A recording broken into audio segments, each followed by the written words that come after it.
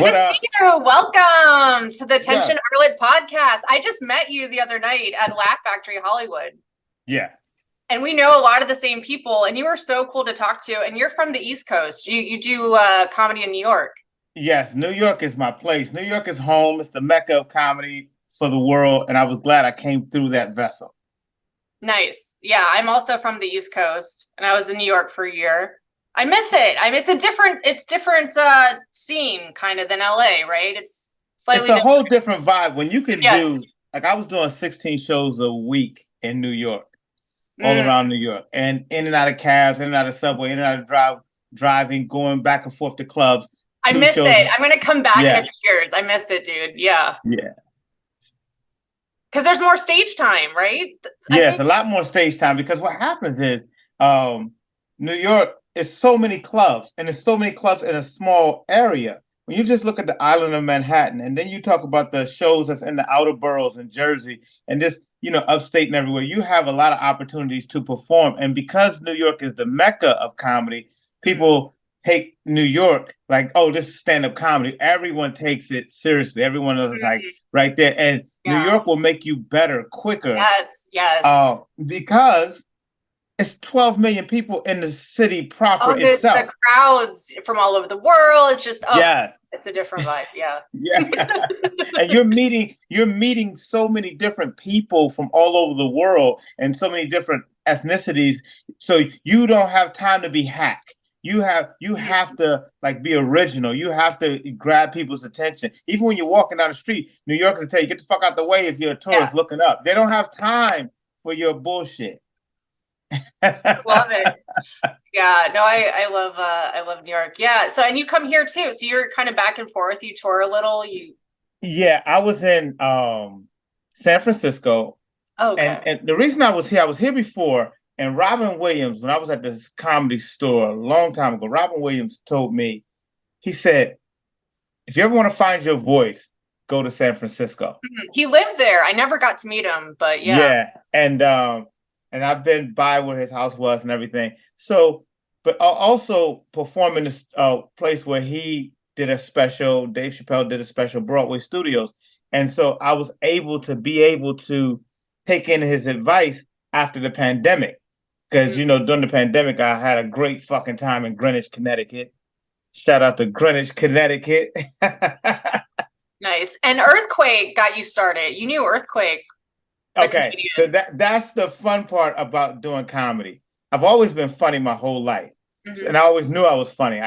Everyone that knew me knew I was funny my whole life, and so but I was a rapper in the Air Force. I was in the United States Air Force with Earthquake, and and he and I like I would battle rap people, and when I would battle rap, I would do limericks, like I told you before, and I would do limericks and different things, and I would just shame people just by rapping. And just he saw me, and then I was in a play at one point. And he saw me because I was always, no matter what, even though I was in Desert Storm and everything, I still was artistic. So when Hmm. we had downtime, I did stuff around the base that had an artistic flair to it. So they had a production crew on base that did this play, and I said, I'm with it. And Quake came and saw it. He was going by his real name at the time, and then he's like, "Yo, you're good."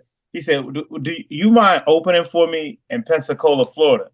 And I went down there, and I was like, "Okay," but and Isn't that I cool? Yeah. Comics kind of got me started too. They said the same thing. When are you going to start? And so that's how I think it happens that way often. You meet a comic and they'll get you just whatever that energy is to start doing stand up. Yeah. yeah, and I used to look up to a lot of people doing comedy because I started out with loving Richard Pryor and George Carlin and Don Rickles and all those people that were funny. I enjoyed the funny ones, and then coming up even up through Eddie Murphy, Did you and ever then know Eric Myers, the comedian? I know the name. He passed away. He gave me my first stage time though. So that Yeah, was neat. And then where? Bobby Lee, and it was in Arlington, Virginia. And then I met Okay, Bobby Lee, and he said I should start. And then Erica Rhodes too, and they're all still doing it. But yeah, I just saw Erica last night. and But and it's Bobby was just interesting. at the comedy store 2 nights ago, and Bobby, I've known Bobby for years, and Bobby is so cool. Like Bobby is so genuinely cool, funny. you Yeah. know, um, before he did Mad TV, and it was like he just always was just so cool, funny, and just he is who he is, and it's just a funny person to be around. So if someone like that says do comedy, they're being genuine. That's not like, oh yeah, you should do it, because they don't have to say it. They can be I've always been like a weird person, I guess. I don't know. I'm just strange, I guess. I don't know. I like to have fun. That's really it. But You're so yeah, so sober tell me, now. so in your journey, I mean, have you seen? Oh yeah, I've been sober for years, dude. I got sober when I was like, I was just talking about I went to my first meeting when I was 19, and then I got sober when I was like 22. So I've been sober most of my adult life. Because I mean, I was a really bad addict. I mean, I really was, you know, and so it's a good thing I got sober. I mean, I don't need drugs to have a good time or to feel like high. You know what I mean? And Yeah. We don't have to take a so many Molly. comics are getting Yeah. sober now too. I mean, it's sad how it destroys a lot of artists, you know, and Yeah, it's sad that they're that. getting sober. No, I'm just No, I mean it's good. It's good that they are. No, seriously. Like, I'm all for it. It's like the pandemic. It's like the pandemic. People went into places and they were in dark places and abusing, and then they came out of the pandemic with this epiphany, like I gotta stop. I gotta get Yes, clean. that's true. That happened a lot. People, yeah, totally. It made people worse, but then also, right, like fines, you know, everyone's on this, they talk about mental health now. Everyone's all about, you know, Oh.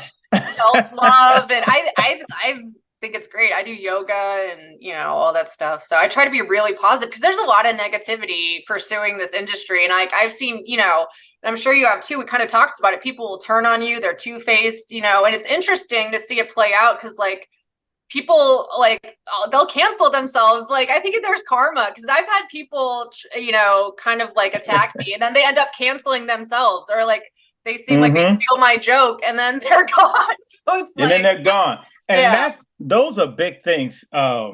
Canceling themselves, being mean, stealing your jokes. And it's like, well, I'm here. Like I'm actually watching you watch me and then formulate your little thing. And then you're yeah. trying to think. You thought I that see was that a lot where a lot of yeah. bits you wonder, you're like, did they steal that? I mean, it happens. Like I try not to do it myself, but yeah. There's I a lot think that of the negative copy. There's a lot of similar premises that happen, you know? Yeah, I think that there's a positivity in comedy with us all having a joke about something. Like if Biden falls down the stairs.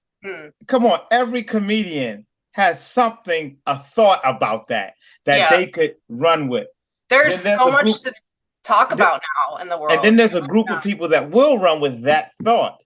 And then they'll interact with each other and be like, oh, I got a bit like that. I got a bit like that. Because that was really common. It was really thrown at you. They used to call it, Patrice used to call it like low hanging fruit and stuff like that, you know. And so you're really like that, and you go, okay. But when you specify your own stuff, and then you see somebody coming off of that, and you're like, wait a minute, no, you didn't have that same type of childhood that you're just going to now borrow from mine and then add some more to yours. So I've seen that happen a lot. But Yeah. the positive thing that I would say about the industry is you have a lot of good bookers. I like those because the good bookers know it's about the paying customer having a good time. That's Yeah. it. It's I not wish more about bookers thought that way. yeah. And I'm only celebrating those keeping the industry positive because there's a lot of stuff you can talk about with other ones and you go, okay, I see. Oh, you're a comic that didn't really make it, so now you're booking shows and you're now the gatekeeper. Yeah, Oh, there's okay, so many gatekeepers, right? It's crazy. I get Yeah. what this is. You couldn't do it and rise to the heights, so you say, okay, I'll keep people beneath me Yeah. lording to me. You Yeah. go, okay. True. Yeah. That happens. I think it's on that note though of self-producing. I mean, that's something that more and more artists are doing, and it's like we have to. And you have a YouTube special too, right? A recent one you shot.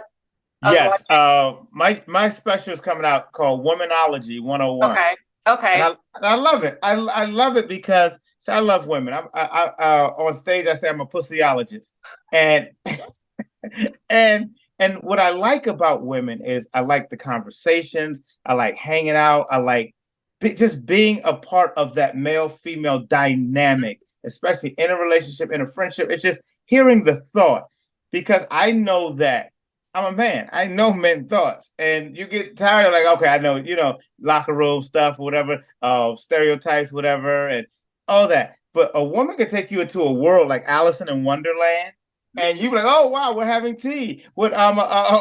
Okay, and that'll be your relationship. That'll be your conversation, and so that's why because I always say to people, I say, I love women. But the one thing when I in my morning, when I'm thankful, being in my appreciation, you talk about yoga. When I'm being in my appreciation about the world, I always say when I get up in the morning, I am thankful I'm not a woman. I am so thankful. I'll take being black and Italian. I know, right? When I was 4 years old, I was like running around the room going, be like a man with my shirt off, because I already knew at 4 years old I wanted to be a man. Like I knew I was, yeah, and I'm glad that that's a process that you just shared, that you went around saying be like a man, and I think that that's so relevant to now, because kids still have that energy. But see, you're still a beautiful woman. You see what I'm saying? You're still a human being. You know what I'm saying? And there are some people that will get into that mode, and somebody will hear that and be like, oh, well, then that must mean you need to go chop off. No, like, I mean, when I say that, I've always been kind of a tomboy, and I guess I was always aware of the differences, how women and men were treated in the world, and so it registered with me. But yeah, it's interesting we're all talking about that. It is. I mean, there's a lot of shit I go through, let me tell you, and like. So I think it's good that a lot of comics and just people are being more honest about everything. You know what I mean? Like, I think we're at an interesting time in the world. We're all kind of healing. Like, we're all having, I have a joke, like we all have podcasts because we're all in like group therapy. Like society is trying to heal. You know what I mean? We're all like, yeah. I like the fact that I always ask people, who do you feel are the most oppressed people on the planet? Just world. And then some people go black people, or some people go Jewish people, some people go, Native Americans, where I say women, period, hands down, because that is true in all cultures. That is true across the world. In all cultures, women are considered the second-class citizen in that, whether it's said or it's an unwritten rule. And women have to like fight through that. So it's like, I was like, so I'll take being ethnic. Black, when somebody says something black, I'm like, oh, that's all you got? Try being a woman. And I talk about that stuff on stage because I grew up with moms and sisters and cousins and girlfriends and stuff like that. And I've heard all the stories. I've had all the interactions. And I want to be a part of when people go, oh, here's the problem. Here's the problem. Here's the problem. I want to be a part of the solution. Like I watch women's sports with my mom. It kills me when I see one female on a freaking eight lineup still, or like there'll be like literally 8 comics with one woman. I'm just like, what do we do? Why is this still happening? Like it blows my mind. You know what I mean? And it's like, it's frustrating still. It's weird. It's like, I don't get it. I don't know. There's so many. I do get it. I do get it. It's because the booker, that gatekeeper, I'm telling you, they have friends. See, when you talk about survival for a man in this world, it's really about clicks, because people are afraid sometimes to be dominated or to be mocked or whatever. So a lot of guys kind of hang out with each other and kind of like, yo, I got your back. I got your back. Like, we cool, right? We cool. Like I see men fight too a lot. Male comics. They do. They do. But what happens is, for that insecurity that they have. So when they're booking, they go out and get a bunch of them. They go out and watch a lineup. Generally, you can't tell if it's and this is not to pick on white male comics because they're my friends too. But generally, when you look at a lot of lineups, if it's white male run, you're going to see a lot of white male comics on that's just like them. And some people will, and then they'll put the one girl on there, or the one girl, and and somebody's trying to sleep with her. So seriously. And that's where you go, okay, well, if we're just talking about the art of storytelling, the art of being able to make people laugh, if we're just doing that pound for pound, then you would want the best on. You would want variety on. like a Yeah. Crayola crayon box. You want variety of women, a variety of men, variety of, because that's what you're serving to the audience. Right. But when you see a lot of shows, you're just gonna get this, you're just gonna get this, you're just gonna get, oh, Yeah, here's that at girl. least I think though the industry is booking very diverse as far as like Netflix and actual TV levels. I see it more diverse than ever, so that's good. I mean, the live shows aren't there yet, but I see it happen on the network level more. I was at the Improv last night with Beth Stelling, and she was doing really well. I was watching her develop her stories, and Ali Wong. You know, when you see her do something, or with like her special when she was pregnant, that was genius. My friend Angela Johnson, that was genius. See, I knew You had a Angela really good YouTube special recently. Yeah, I watched it. right, and so what I'm saying is that if Liz Mealy, when you talk about those comics, they're very specific, and to me, they're an ode to the Phyllis Dillers and the Joan Crawfords. I mean, not Joan Crawford, Joan Rivers, and all Carol Burnett's. People see, because a lot of times people have a victim mentality now, like, oh, women, well, it's hard for women. But there were women who said, you know what? I'm I can't Joan imagine. Rivers, Yeah, and Joan. fuck Ooh, you.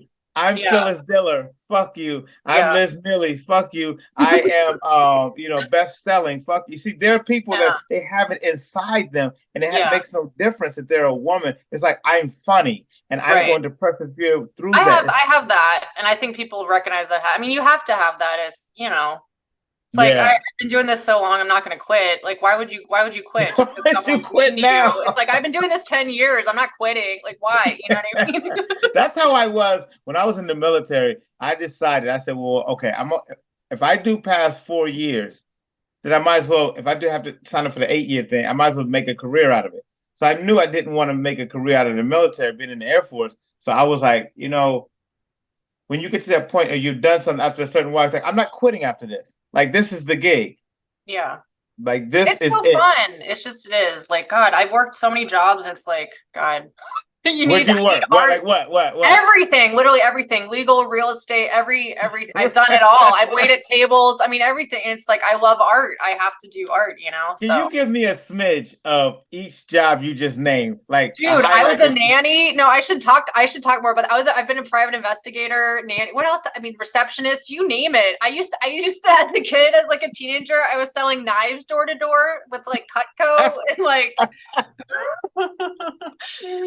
I was so a Uber driver, legal assistant, yeah, everything. Just so you were a private investigator? yeah. Everyone always finds that really interesting. I've talked about it on stage. It's so boring. It's so boring. Okay. Well, okay, because we think of, private investigation from TV, and we think, Right. oh, what you It's do? really Like, what not was that. it? It's just you like hanging out in your car and playing on your phone. And then like if you see someone filming them or yeah.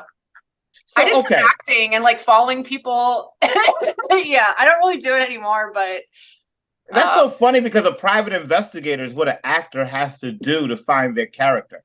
Like when you're casting a role, and then you have to go out and say, "Well, who is this character I'm going to wear? What are their wants? What are their major want? Why are they who they are?" Then you have to go out and find. You have to like investigate people and become good in human nature. And private investigation gives you that. I guess would give you that patience. I'm here. I'm chilling. yeah, it's Where'd you interesting. go when you had to go to the bathroom? Did you just like leave the? I actually, oh God, is this gross? I don't know. I actually have a Starbucks cup and like, no, I was touring and like driving to do a gig in San Diego and it's like, you Yeah, got to do what you got to do. But anyway, yeah, yeah. sometimes you You're just, the second. My friend Aaliyah Kanani up in Canada. She said the same thing. A cup. if you're stuck in traffic, what are you going to do? Like you can't, Right. yeah. Because when it has to come out, it has. See, that's the human nature that I love about men and women, because those are collective things we have together. Like when it has to come out, it has to come out. Like I've known girls who said, "Oh, if I could hold it for up to 4 hours or whatever." Okay, I'm not doing that. Yeah, no. So do you still, so you're here for how long and you're doing spots, you just go back and forth? You Yeah, used to I'm be in New York, here. mostly. Yeah. I'm here. My friend is reopening up Dangerfields Oh, in New no York. way. Okay. Yeah, so Nice. so we're opening that up. We're gonna do a New Year's Eve show. Oh, cool. Um, I was just thinking this morning because I'm scheduled to take my hour special on New Year's Eve Oh, because I was you're always doing at another Gotham. one. Wow, that's amazing. Yeah, Okay, cool. because we could go on for days and days and make A people laugh. lot of Like people. Yeah, yeah, yeah. and that's why I'm so happy to go back to New York because when you leave New York and you travel the world and do comedy, and then you come back to New York, your mind is still on killing New York. It's still on, the people that are still there. That's cool. Like, sometimes I think of New York as being local, because you could get so much work in New York that you're just New York. Yeah. And then you never leave New York. And then when you do leave New York, some of the jokes wouldn't transfer, like talking about the subway in Mm, Idaho. It mm. just wouldn't. In Texas, Maybe, talking about. no, not at Well, all. here's what happened. Like that sometimes that comics, if they don't know how to tell the story the correct way, Yeah. they'll get lost in and that's because you don't know Midwest people. I Mm, go to San Francisco and oh my God, they have such a bad taste in their mouth about people from Texas, and mm. as do people from Texas about San Francisco. But Right. having gone to both places and know the beauty of both places, I'm able to, when I'm in San Oh, Francisco, talk oh, nice about Texas and make them right. like it, and vice Yeah. versa. Yeah.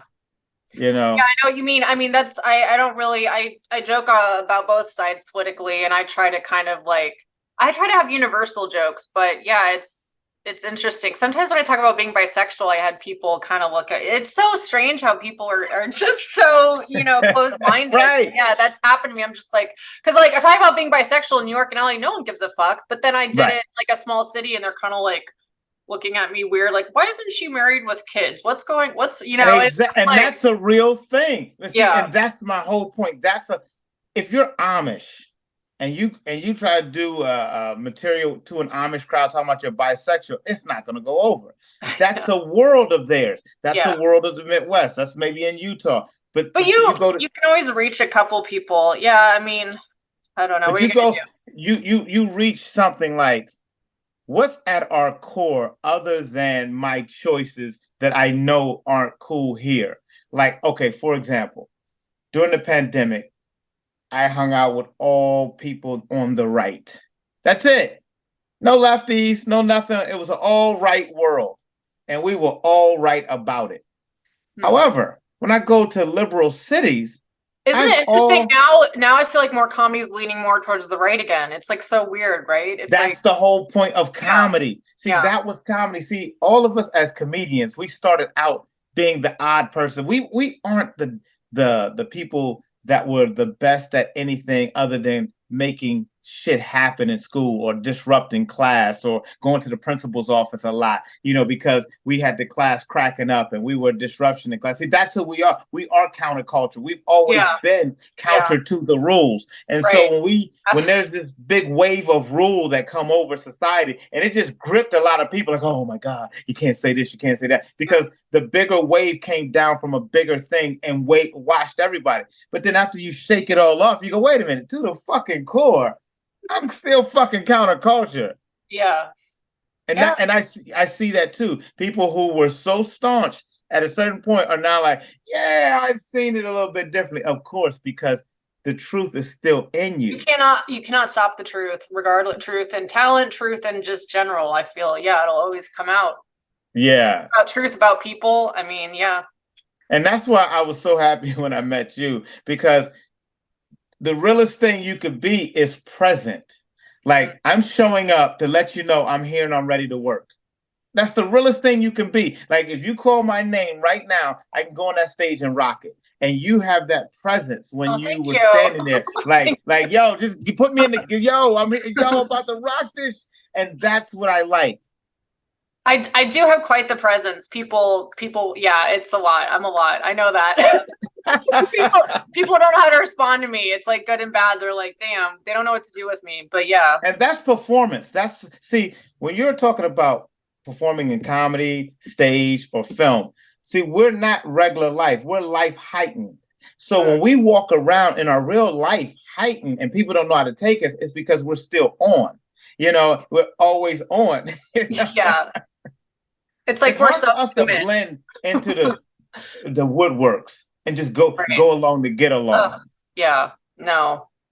I have to be myself. Well, I love everything you said, and I'm glad I met you. And it's so nice to have like fellow comic, supportive, talented people in this industry. And any advice you would give to, I don't know, newer comics or writing, or what's some good advice, I guess, that you think?